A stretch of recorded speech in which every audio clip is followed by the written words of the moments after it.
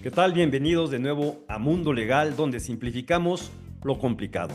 Y hoy un tema que vamos a estar viendo regularmente.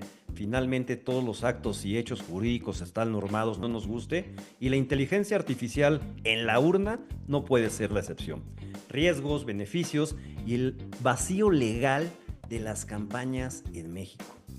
El objetivo pues, es un poco saber cuál es el estado actual de la regulación en el contexto electoral mexicano, evaluar los riesgos. El INAI desapareció, qué pasa con nuestros datos personales y identificar los elementos indispensables para un marco regulatorio adecuado y proporcional.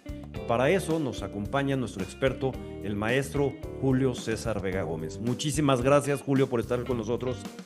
Manuel, muchas gracias a ti, gracias a Alberto y por supuesto al auditorio de Mundo Legal. Bueno, el maestro Julio César Vega Gómez es director general de la Asociación Mexicana de Internet, antes AMIPSI, desde 2009. Licenciado en Derecho por la Universidad Intercontinental con maestría en Administración y Políticas Públicas. También cuenta con un máster de Derecho en las Tecnologías de la Información y Comunicación por la Universidad de Oslo y es doctorando en Derecho por la UNAM.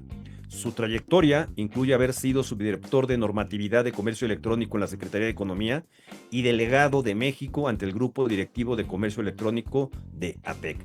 Su vasta experiencia en el ámbito legal, tecnológico y de políticas públicas lo posiciona como una autoridad para discutir la regulación de la inteligencia artificial y su impacto en la democracia y el tratamiento de los datos personales en México.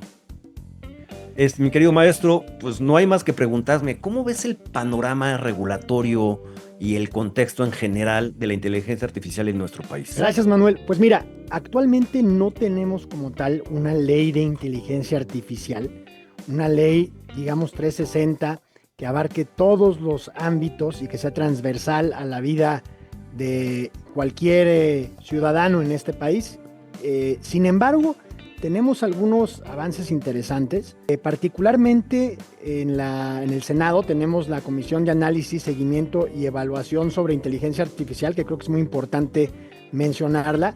Se han hecho trabajos ahí de consulta pública con academia, sociedad civil, empresas, que me parece son muy adecuados para que eventualmente podamos contar con una regulación para México. El gran trabajo el que se ha hecho por parte del senador Zapata y del secretario técnico de la comisión, Alonso Tamés, me parece que se ha avanzado muy bien ahí. Y también, hay que decirlo, ha habido también ya resoluciones judiciales en ese sentido del pasado proceso electoral. Adicionalmente, las diversas autoridades también ya han tenido a bien emitir lineamientos para vida interna sobre todo, pero esto ya nos va dando una pauta. Esto nos va dando una pauta y hay que tener en consideración que la inteligencia artificial es una tecnología o un cúmulo de tecnologías acumulativas. Es decir, no podemos pensar en la inteligencia artificial sin pensar en el Internet o en el cómputo en la nube o en el procesamiento masivo de datos. Y lo mismo tendríamos que estar pensando en términos regulatorios.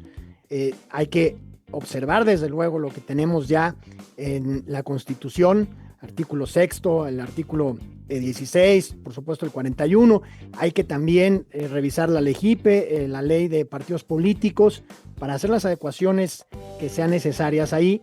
Y por supuesto, hay que también tener en consideración otro aspecto que es cómo se va a regular por parte sobre todo de los estados, no del Congreso de la Unión, sino en los estados, para que más empresas, si es que es lo que se quiere, más empresas mexicanas desarrollen inteligencia artificial en nuestro país como un motor económico, que eso también considero debe estar en la agenda pública. Perdón, Julio, mi pregunta va, ¿tenemos determinada normatividad que efectivamente ya maneja el derecho digital y tecnológico? Sin embargo, en cuanto directamente a la inteligencia artificial, y no conozco mucha legislación, probablemente porque nuestro sistema jurídico, pues por su forma en que se regula, pues siempre vamos atrasados, pero más allá de lo que ahorita se menciona o que nos mencionaste en la Constitución, ¿hay alguna normatividad ya específica que nos lo maneje? No, en realidad no existe, no Ok. todavía. Sin embargo, bueno, hay algunos preceptos que tendríamos que estar observando para la construcción de una eventual regulación específica de inteligencia artificial. Ya lo mencionabas, Manuel, la parte de protección de datos personales, que ahí tenemos ya mucho que decir como país. La libertad de expresión, por ejemplo, cuando hablamos de campañas políticas, pues la libertad de expresión también es un punto que tenemos que tomar en consideración. Y bueno, pues en lo general, todo lo que se refiere a las campañas políticas, que ya hay una regulación pues importante en nuestro país, a la cual hay que integrar el uso de inteligencia artificial. Pero como tal, una ley específica, como en Europa, por ejemplo, que tienen la ley de inteligencia artificial, en México no existe todavía un ordenamiento de esta naturaleza. Ahorita, además de la legislación europea, ¿hay algunas otro tipo de lecciones que nos hayan dejado los modelos regulatorios como el de Estados Unidos, además del europeo? ¿Y qué precedentes de la regulación pues nosotros estaríamos aplicando en este momento o ya estaríamos estudiando en este momento aquí en México? Bueno, desde luego en Europa hay diversas disposiciones que de una u otra manera ya abordan el tema de inteligencia artificial. Definitivamente lo que corresponde a la ley de inteligencia artificial o al el IA Act, creo que es fundamental tomarlo en consideración. Tenemos que considerar cuál es el enfoque de Europa. Europa no es propiamente una jurisdicción que desarrolle tecnología, es más bien una jurisdicción que como nosotros la consume, y el enfoque que han hecho los europeos es más bien preventivo. Sin embargo, en Estados Unidos, por ejemplo, tienen un enfoque sectorial y como también se ha visto en la protección de datos personales, el enfoque de los europeos ha sido más garantista versus el enfoque norteamericano o estadounidense propiamente, que ha sido en todo momento un enfoque más vinculado al comercio. Recordemos que los datos son, como se ha dicho muchas veces ya, el nuevo oro o el nuevo petróleo del siglo XXI, porque definitivamente son el insumo para la economía digital, y esto ha llevado a que en Estados Unidos el enfoque sea distinto. Y ahí hay, en lo particular, sí leyes ya muy particulares con respecto a el entorno electoral. Hay leyes estatales, por ejemplo, en Minnesota, en Texas y en California, que abordan la problemática de los deepfakes, que eso creo que pues, es un tema que no podemos pasar por alto. Y hay algunas otras regulaciones, como el famoso Take It Down Act, que también aborda esta problemática de los deepfakes, que en Estados Unidos están en vigor y que, bueno, pues ellos tienen un antecedente muy importante que tiene que ver con Cambridge Analytics, que seguramente recordarás, y que, bueno, pues fue todo un asunto jurídico muy particular en Estados Unidos y que si bien ahí fue muy sonado, no quiere decir que en otros países no se haya utilizado ya tecnología de inteligencia artificial y de microsegmentación en campañas electorales. Ahora, mencionaste que ya había varias resoluciones judiciales que estaban dando una pauta de pues hacia dónde nos íbamos a ir y normalmente, o más bien, cómo vamos a cerrar nuestra normatividad. ¿Te viene a la mente un par de ellas que nos recomiendas que revisemos? Sí, mira, en la parte estrictamente jurisdiccional, en el pasado proceso, que tengamos también muy en cuenta, hablamos de 2024, en donde fue la elección presidencial, y ya hubo algunas resoluciones que a través de procedimiento especial sancionador que se promovieron entre partidos, justamente porque se hablaba de manipulación digital. Pues esto en otras jurisdicciones es algo muy penado, en Europa particularmente, es algo muy penado por la utilización de datos personales de una manera que pudiera vincular a los votantes, a los posibles votantes, con partidos políticos sin que necesariamente exista un arraigo de partido. Es decir, que están convenciendo a personas, les están hablando al oído, diciéndoles lo que quieren oír, precisamente para que voten por ese partido en ese proceso electoral en lo específico. Y ahí creo que hay un riesgo importante que hay que cuidar, aunque también hay una oportunidad. Pero fíjate que justo estás tocando un hilo muy delgado, una línea muy delgada, donde pues hay procesos que evidentemente los datos nos dan la posibilidad de inferir sobre el comportamiento de una persona. Ya está hecho, pero pues ahorita vamos más allá. Estamos hablando de inteligencia artificial que nos permite inclusive manipular, más bien engañar a alguien con información inexistente, que aunque parecería lo mismo, pues es diferente, ¿no?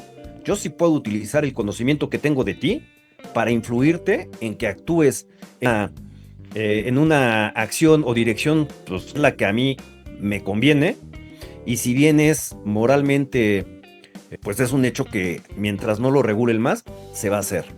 Pero la inteligencia artificial para fines electorales nos trae muchos otros riesgos, ¿no te parece, mi querido maestro?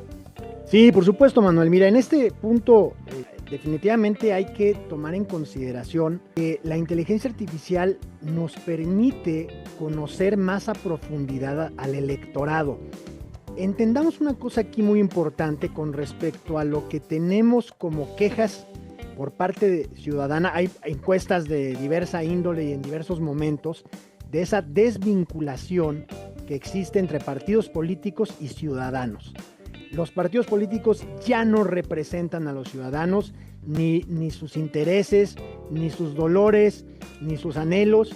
Los partidos políticos se han convertido en un vehículo de unos cuantos para poder manifestar y para poder obtener el PRI, poder manifestar ideas de un exclusivo y muy particular grupo de personas, ya no de un electorado grande. Con la inteligencia artificial es posible tener un conocimiento mucho más profundo de lo que el electorado de un distrito, por ejemplo, quiere y necesita, para que a partir de eso los partidos políticos puedan generar propuestas reales que atiendan a esas necesidades. Aquí el problema está cuando el partido político, la o el candidato, lo único que están buscando es convencer a la persona de que vote por ellos sin la mínima intención de eventualmente cumplir ni con promesas y mucho menos con compromisos para poder cubrir esas necesidades que la población de un distrito en lo particular ha manifestado. Y es ahí donde se convierte en un verdadero problema, porque entonces yo tengo como partido político o como candidato un conocimiento más amplio del electorado y a partir de ahí utilizo mensajes microsegmentados para decirles lo que quieren escuchar, no con el fin de resolver problemas, sino con el fin de llegar al poder y nada más. Hay un libro que para poder entender del contexto de lo que estamos hablando, recuerdo, se llama Nexus, Yuval, no me acuerdo el apellido, probablemente lo habrás Hariri, oído, Yuval sí. Noah, así es. Así es. La verdad es que a quien nos está escuchando lo recomiendo ampliamente porque de manera muy filosófica pero práctica nos introduce a los verdaderos riesgos para estar atentos a lo que pudiera ser ya no un convencimiento de la información, sino una manipulación de nuestras personas, como nos manifestó el maestro, y tengan la acción que se está esperando, ¿no? Porque no importa la normatividad que tengamos, eso es lo peligroso de la inteligencia artificial, se va a ajustar al objetivo específico que sus programadores le hayan diseñado. ¿No es así, mi querido maestro Julio? Sí, a ver, aquí creo que hace falta también hacer algunos ajustes en cuanto a el entendimiento de hasta dónde puede llegar la inteligencia artificial al día de hoy. Definitivamente tiene una capacidad muy grande y como bien lo mencionas, Manuel, capacidades al día de hoy incluso de poder entender las preferencias, gustos, miedos, anhelos de una persona y a partir de ahí manipularla para hacer X o Y acción. Esto es importante tenerlo en consideración, pero también es importante tener en consideración dónde también está la responsabilidad de nosotros, de ti, perdón, Manuel, de mí y de todo el auditorio que nos escucha con respecto a lo que escuchamos por parte de las personas candidatas en una campaña. Siempre hay que ser críticos desde mi punto de vista, siempre hay que verificar la información que nos están poniendo en la mesa para no dejarnos engañar. El ámbito electoral en ese sentido es muy similar a cualquier otro ámbito, como por ejemplo el financiero, en donde si de repente nos hacen una oferta demasiado buena para ser verdad, pues dudamos, verificamos, revisamos 2, 3 veces o las que sean necesarias, y en ese sentido me parece que no es distinto a lo que tendríamos que estar haciendo nosotros como un votante en potencia al escuchar la oferta política de partidos y candidatos, y tenemos que ser críticos en ese sentido. Así es que hay que también delimitar cuáles son las responsabilidades, como tú bien dijiste, de quien programa los conjuntos de datos para entrenamiento de algoritmos, pues esos los decide alguien, un humano, vamos, y ese alguien pues tiene una responsabilidad. Quien nos pone a disposición del público, como son las propias empresas, tiene otra. Quien hace la contratación de estas plataformas, pues también conlleva una responsabilidad. Y por supuesto también no hay que pasar por alto la responsabilidad de nosotros mismos en nuestra calidad de votantes. Maestro, nos das un momento, vamos a un corte comercial y regresamos con usted. Renda, la evolución del arrendamiento seguro. En los arrendamientos, la confianza no es suficiente. Se necesita certeza. Renda ofrece protección real para los propietarios y agilidad para los asesores inmobiliarios. Somos la única garantía que opera exclusivamente a través de profesionales inmobiliarios, asegurando un proceso impecable. No te conformes con menos. Visita www.renda.soy. Renda, la evolución del arrendamiento seguro. La verdad es que pues, esta es una entrevista muy importante.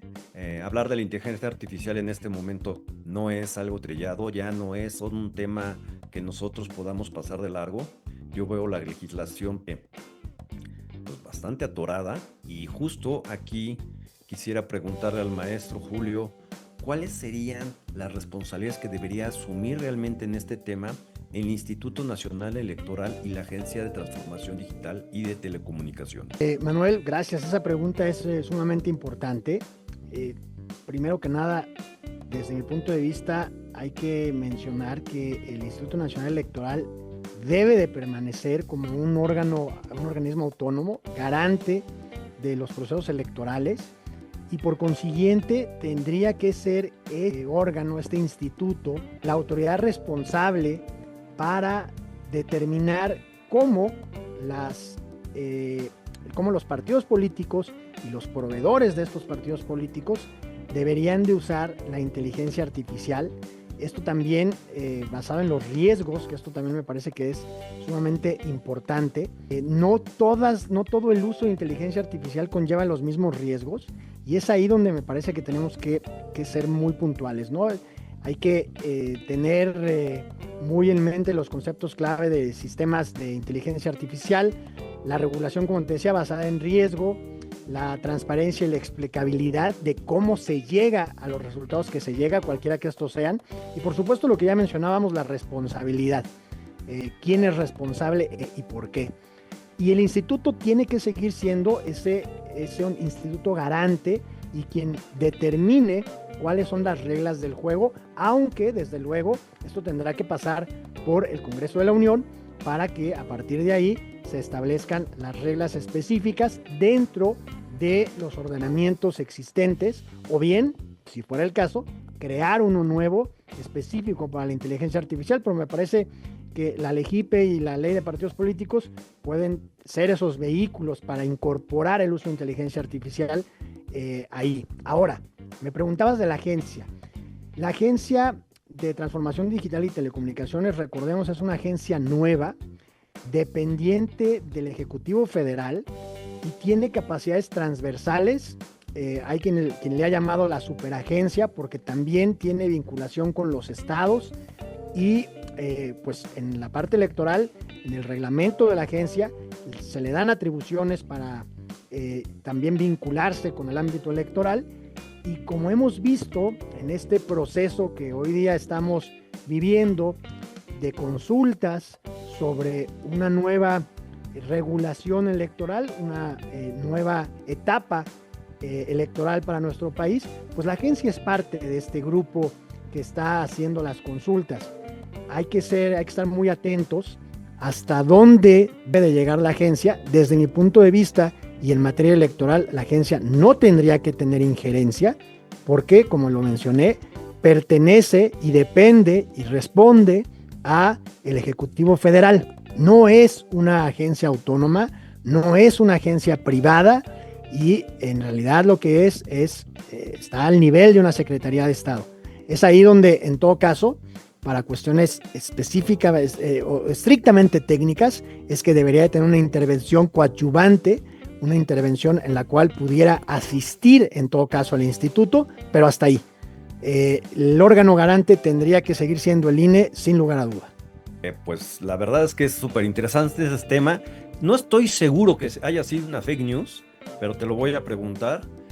Por ahí vi que ya se había desarrollado a través, no sé si de la Secretaría de Economía o de esta agencia reguladora, una inteligencia artificial mexicana, precisamente con la idea de que se desarrollen los diferentes prompts dentro de un ámbito que empieza a desarrollarnos también en ese canal.